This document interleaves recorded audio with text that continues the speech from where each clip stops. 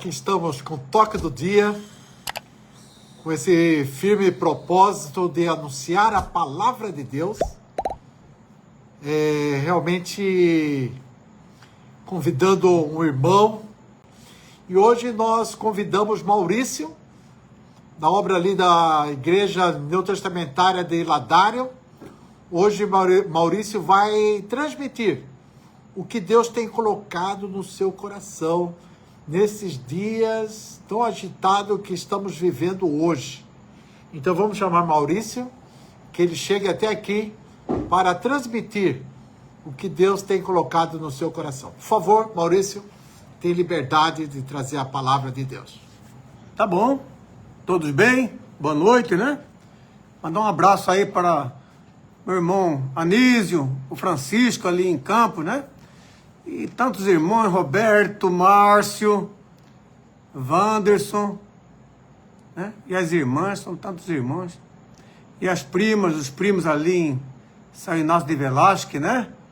Nossa priminha Gina, Lupita, a nossa prima também Laura, Meire, né? E os primos também, Reiner, Fernando, e a nossa tia Olália, né? Olália. E o primo em especial também, Lutim, né? Um abraço para todos aí. Mas, interessante que nós vamos falar um pouco hoje, né? Sobre o que realmente importa, né? Porque nosso irmão que nos antecedeu disse quanto ao nosso ponto de vista, mas realmente todos temos um ponto de vista, né? Mas vamos ver o que a Bíblia tem como ponto de vista, né? Como o cerne da importância quanto à nossa tangente, ao nosso destino eterno, né? Todos nós, quer queira, quer não, queremos nutrir de esperança, né? Queremos que nosso ventre sempre almeja algo positivo, não é assim? É interessante. Eu quero ler um pouco, como tema, nosso irmão já disse, né? O tema é o paradoxo da cruz, ou na cruz, né? O que quer dizer paradoxo? Quer dizer que ao mesmo tempo que você lança um ponto de vista de maneira B, outra pessoa enxerga de uma maneira A, né? Ou vice-versa. Quanto à cruz, nós sabemos que foi aquele evento único, né? No qual o Senhor Jesus Cristo foi crucificado, né?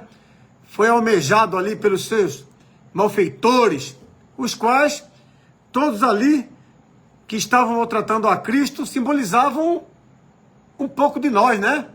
Porque realmente nós sempre tendemos a fazer algo errado. E por que a palavra paradoxa, né?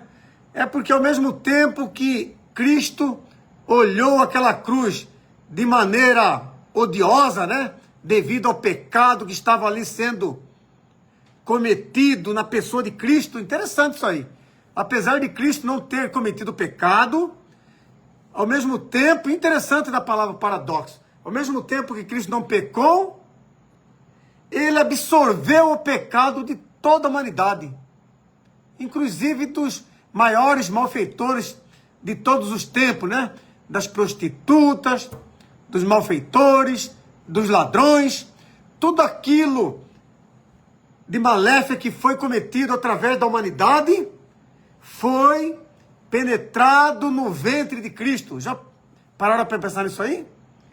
Só que ao mesmo tempo que o Deus eterno odiava o pecado, saiu das suas entranhas também o agir do amor pela humanidade. Viram só o porquê do paradoxo? Ao mesmo tempo que você vê a sua perdição na cruz, por quê? Porque se você olhar os horrores que a humanidade cometeu, você desanima. A pessoa passa a desanimar, né? Aliás, a pessoa ela está se tornando ultimamente totalmente cínica. Já viram só? Porque quase não encontramos mais verdades nos homens. A pessoa conta algo e a outra escuta e sai rindo, debochando, porque não consegue encontrar veracidade no seu semelhante. Mas na cruz, ao mesmo tempo que você vê a perdição ao qual o homem estava destinado, ao mesmo tempo, você consegue enxergar também tamanha expansão de amor da parte de Deus em entregar o seu único filho, né? Interessante, é um trocadilho aqui, né? Você sabe o que é trocadilho, né? Ao mesmo tempo que você vê Deus entregando o seu filho, e você vê também na Bíblia que Deus fala que Ele mesmo doou a sua vida por nós. Não é um trocadilho? Como que pode Deus dar o filho dele e em outra ocasião o próprio Cristo se auto-intitulou o próprio Deus? Mistério para nós, né? Isso é para nós que somos débil, que somos limitados. Mas vamos ver um pouquinho aqui da leitura de Deus no livro de... Só escutem, tá bom? Não precisam pegar a Bíblia não, que isso não complica. Só escuta, de repente fica algum tipo de restício da palavra de Deus em seu coração. Tá bom? Aliás, a palavra, ela sendo só lida já é suficiente, né? Porque você lendo não tem como você errar, não tem como você fugir. Porque a palavra de Deus, ela por si só se auto-justifica. Ela é autossuficiente por si só. Olha só que interessante. Em Isaías capítulo 53, versículo 1, diz assim: quem creu em nossa pregação? Isso aqui, ouvintes, foi escrito, diz a palavra, há mais de 700 anos antes de Cristo. Faz tempo, né? Então está escrito aqui, ó. Quem creu em nossa pregação e a quem foi revelado o braço do Senhor? Olha só que introdução. Diz o porquê. Porque foi subindo como renovo perante ele, ou seja, perante o futuro Cristo. E como raiz de uma terra seca. Não tinha aparência e nem formosura. Olhámo-lo, mas nenhuma beleza havia que nos agradasse. Falando da pessoa de Cristo. Aí diz aqui as características dele. Ele era desprezado e o mais rejeitado entre os homens. Homem de dores. E que sabe o que é padecer. E como um de quem os homens escondem o rosto, ele era desprezado e dele não fizemos caso. Olha só como que a humanidade agiu perante a pessoa de Cristo. Mas continua aqui, o 4. Certamente ele tomou sobre si as nossas enfermidades. Isso é passado, está falando do passado, do nosso passado. Antes da cruz, diz que ele tomou. Imagina uma esponja. Vocês sabem o que é uma esponja? Coloca ele na água e puxa. A esponja entra leve e sai pesada. Pesares, indignação. Tudo isso aí foi o que Cristo experimentou de nós, dos nossos fazeres. E diz aqui, certamente ele tomou sobre si as nossas enfermidades e as nossas dores levou sobre si. E nós, mesmo assim, apesar de tudo isso, olha só, e nós o reputávamos por aflito, ferido de Deus e oprimido. Agora começa aqui a nossa esperança. O 5. Mas, apesar de tudo isso que foi até agora, ele foi transpassado pelas nossas transgressões. O que eu disse na introdução. E moído pelas nossas iniquidades. O castigo que nos traz a paz estava sobre ele. Não tem mistério aqui, não tem segredo. Não precisa ser autodidata para entender isso aqui. E diz, e pelas suas pisaduras fomos sarados. Aí a pessoa lê isso aqui de maneira grosseira. Então não vou ter enfermidade. Não. Estamos aqui lendo e falando na esfera espiritual.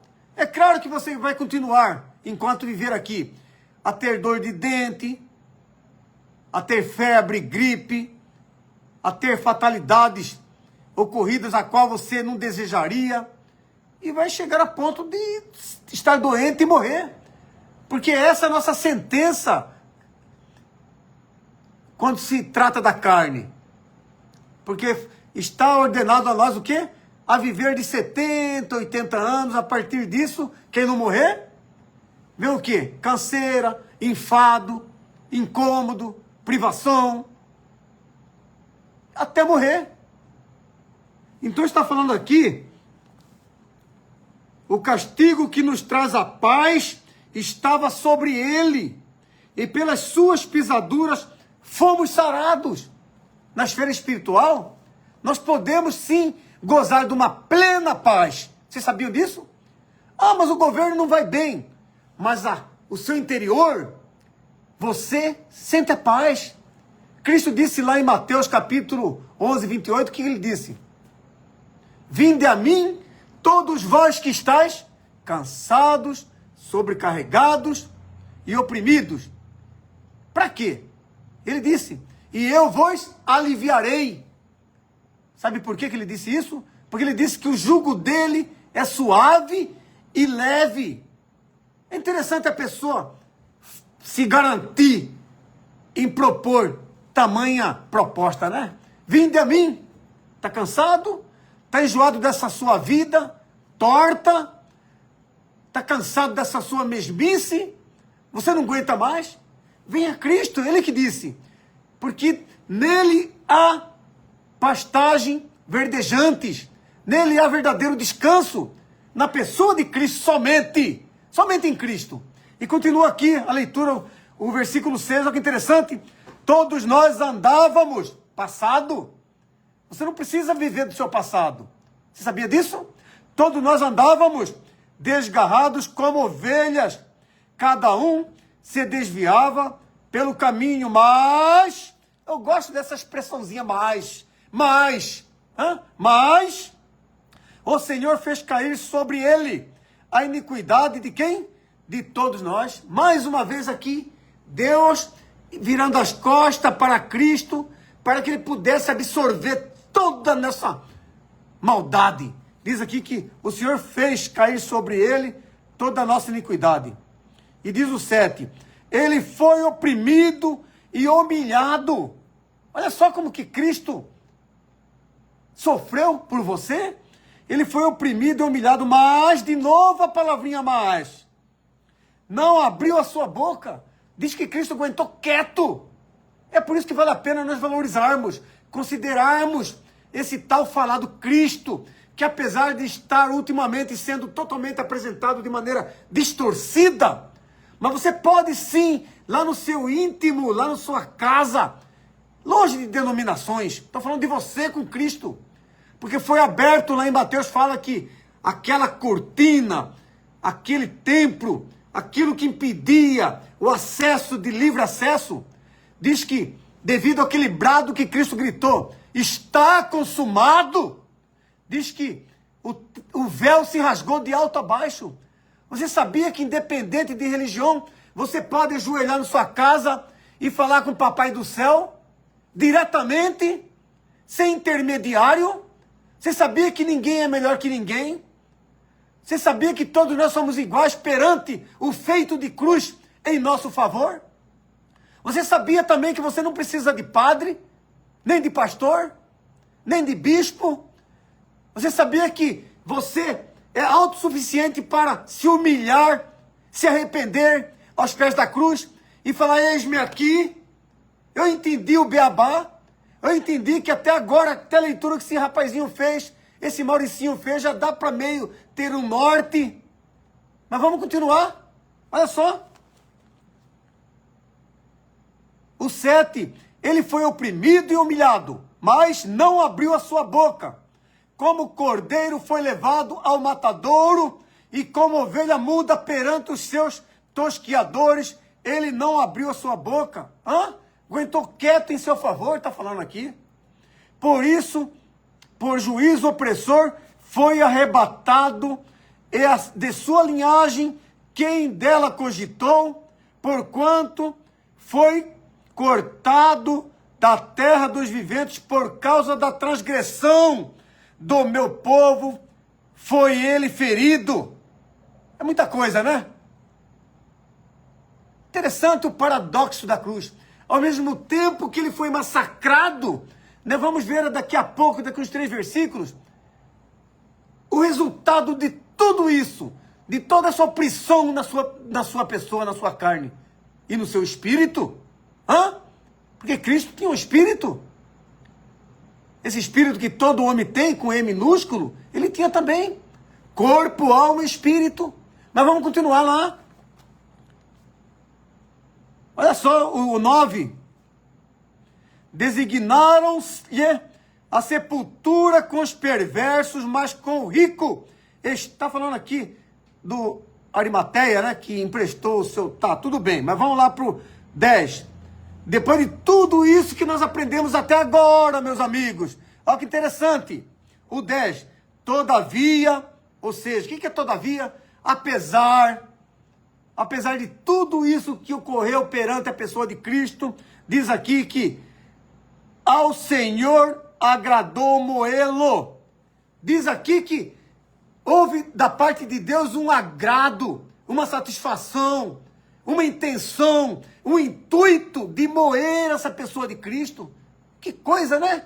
Mas olha só por que disso aí.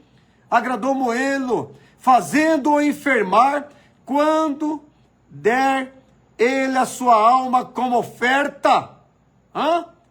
Profetizando a crucificação dele na cruz. Lá na frente, há 700 e tantos anos depois, iria ocorrer, mas está aqui. E diz aqui, diz que depois de tudo isso, ele verá a sua posteridade.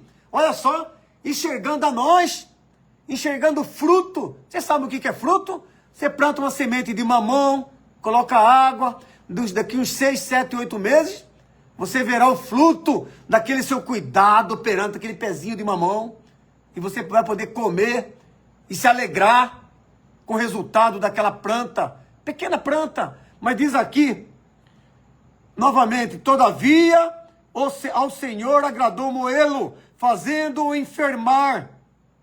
Claro que enfermou, né? Sua carne ficou totalmente dilacerada, enferma. O cálice amargo em prol da sua alma. E diz aqui, depois de tudo isso, como oferta pelo pecado, ele verá sua posteridade e prolongará os seus dias, e a vontade do Senhor prosperará nas suas mãos. Aqui diz o resultado do 11. Ele verá o fruto do seu penado trabalho, de sua alma, e ficará satisfeito. Vocês sabiam que Cristo hoje, ele está acompanhando essa leitura aqui? E ele está satisfeito? Ele está mais ou menos assim, falando, olha lá, aquele Mauricinho lá está lendo do que ocorreu e do que iria ocorrer na minha pessoa. Ele está relatando, ele está só lendo, mas está saindo alguma coisa. Ele está fazendo eu ser lembrado. Está aqui e diz que depois de tudo que ele passou, apesar de toda essa leitura longa, diz que ele se alegrou. Diz aqui, ele verá o fruto do penoso trabalho. E sabemos quanto foi penoso esse trabalho em prol da sua alma, irmãos. Ele sendo crucificado, zombado, ridicularizado, esbofeteado, açoitado, furado, esmagado, massacrado. Só que tudo isso que eu falei até agora não é nada em relação ao cálice amargo que viria ter que aguentar ali naquela crucificação. Até que ele falasse assim, Pai, a ti eu entrego meu espírito. Olha só que nem a morte pôde com ele. Que homem era esse? Diz a palavra que haviam ali algumas pessoas contemplando a sua crucificação. E ali aos pés da cruz, apesar da Maria, sua mãe, e João e mais alguns, havia um... Como chama aquele camarada? Centurião. Estava também ali observando. E diz o relato que ele falou assim, verdadeiramente esse camarada era sim o Filho de Deus. Era o enviado. Porque não pode. Não pode tudo que fizemos com ele e ele aguentando quieto e ainda está abençoando os seus carrascos. Ele chegou a ponto de dizer: Pai, perdoa-lhes, porque não tem noção do que estão fazendo. Pai, coloque um pingo de juízo na cabeça desses ouvintes, desses que estão contemplando essa minha obra. E aquele centurião fala que verdadeiramente esse era o Filho de Deus. Essa confissão que Cristo se alegra em você fazer hoje. Verdadeiramente eu creio na obra de Cristo. É somente isso que Ele quer.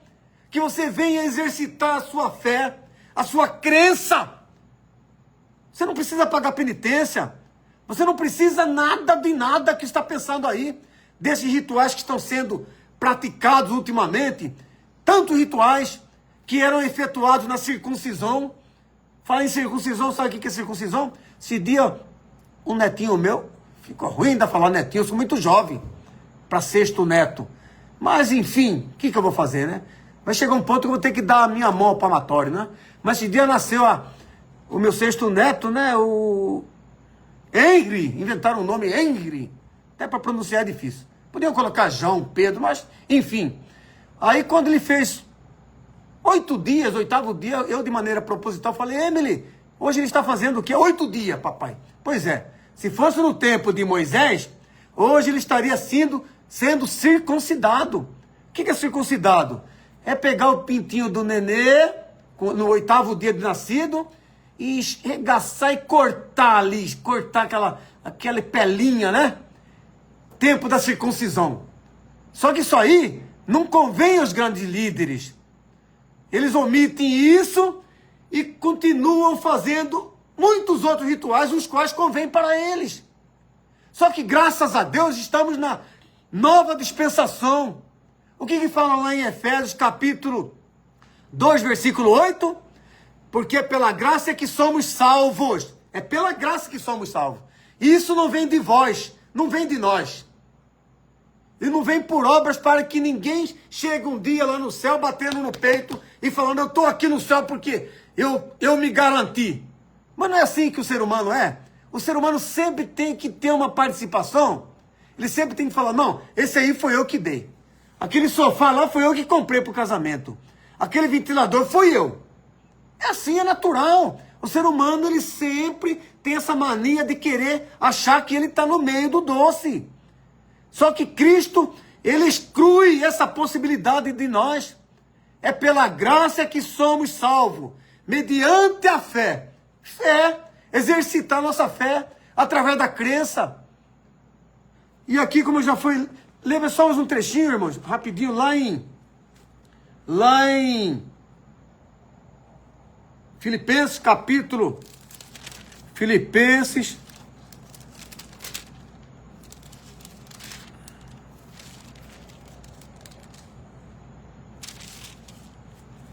Colossenses capítulo 1, versículo 13, olha que interessante, para encerrar, olha aqui, eu gosto de ler, viu? Olha que interessante, a excelência da pessoa e da obra de Cristo. Olha só, Colossenses capítulo 1, versículo 13. Ele nos libertou. Está falando quem que nos libertou? Cristo Jesus. Ele nos libertou do império das trevas. Coisa ruim, passado, escuridão, privação. E diz aqui: Ele nos transportou para o reino do Filho do seu amor. Só coisa boa. Olha só. No qual temos presente a redenção, a remissão dos pecados. Temos. Este é a imagem do Deus invisível. Está falando aqui que Cristo é o próprio Deus? Que escândalo é esse? Não entra na nossa cabeça? Ele é a imagem do Deus invisível, o primogênito de toda a criação.